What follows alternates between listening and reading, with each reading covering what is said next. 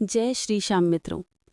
आज एक अद्भुत कथा लेकर आए हैं आपके लिए, जिसमें भक्ति, प्रेम, पीड़ा और चमत्कार का अद्वितीय संगम है। ये कथा है श्याम प्रेमी माधवदास की, जो एक साधारण इंसान था, पर उसका विश्वास असाधारण था। राजस्थान के एक छोटे से गांव में माधवदास नाम का एक गरीब परंतु भक्ति से परिपूर्ण व्यक्ति रहता था।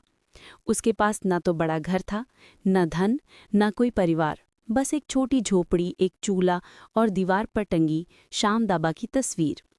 हर सुबह वो पहले बाबा को प्रणाम करता, फिर गली गली जाकर मजदूरी करता। जो भी कमाता उसमें से पहले बाबा के लिए प्रसाद खरीदता, फिर खुद कुछ खाता। गांव के लोग अक्सर कहते, अरे माधव, तेरे पास खुद खाने को नहीं, फिर भी बाबा को मिठाई चढ़ाता है, क्या मिलेगा तुझे इससे? माधव मुस्कुरा कर कहता, जब श्याम मेरे हैं तो सब कुछ उन्हीं का है, मैं क्या लाऊं क्या दूं, जो है उन्हीं का दिया है। यही उसकी श्रद्धा थी, निर्लोभ, निष्कपट और सच्चे प्रेम से भरी। ऐसा करते करते दिन निकल रहे थे कि एक बार गांव में भयंकर अकाल पड़ा। खेत सूख गए, कुएं खाली और मजदूरी बंद।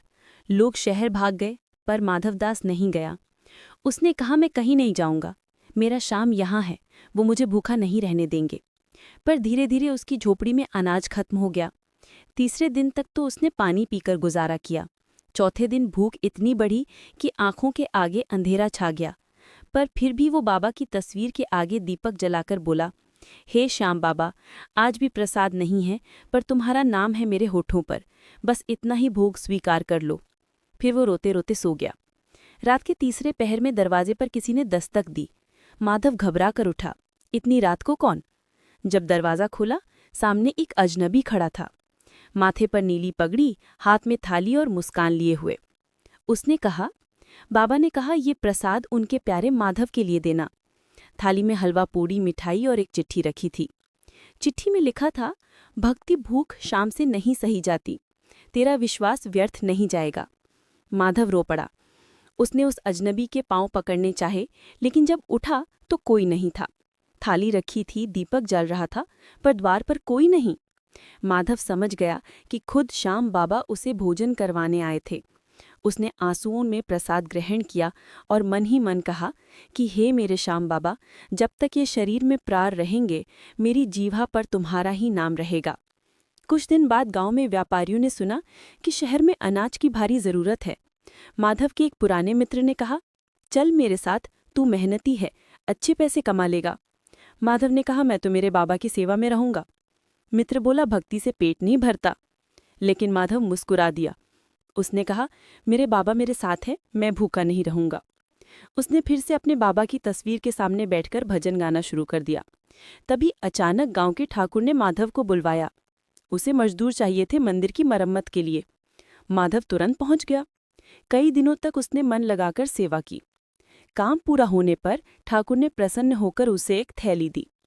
माधव ने जब खोली तो अंदर सिर्फ अनाज नहीं था, कुछ पुराने सिक्के भी थे। उसने ठाकुर से कहा, मालिक, ये तो बहुत ज्यादा है।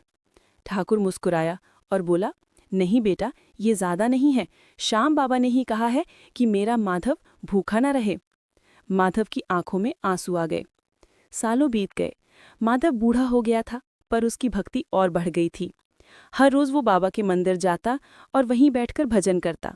एक दिन गांव वालों ने देखा, वो मंदिर में बहुत देर से बैठा है, पर कोई हलचल नहीं। जब पास जाकर देखा तो उसकी आंखें बंद थीं, चेहरे पर मुस्कान थी और होठों पर वही शब्द, श्याम, मेरे श्याम। और उसके पास वही थाली रखी थी जिसमें हलवा पूरी का ताज़ा प्रसाद था, जैसे किसी ने अभी रखा हो। मंदिर के पुजारी ने कहा, ये प्रसाद तो सुबह किसी ने नहीं चढ़ाया था। गांव वाले समझ गए कि बाबा स्वयं आए थे अपने भक्त को लेने। और तब से गांव में मान्यता हो गई कि जहां सच्चा प्रेम और भक्ति होती है, वहां श्याम बाबा स्वयं आते हैं। मित्रों, ये कथा हमें संदेश देती है कि श्याम से प्रेम करो बिना स्वार्थ के। वो परखते हैं पर छोड़ते नहीं। सच्ची भक्त की थाली कभी खाली नहीं रहती, और जिनके हृदय में विश्वास होता है, वहां श्याम स्वयं निवास करते हैं। मित्रों, श्याम बाबा के चमत्कार तो अनगिनत हैं। मिलते हैं एक बार फिर एक नए चमत्कार के साथ। तब तक के लिए जय श्री श्याम। बोलिए, हारे के सहारे की जय जय।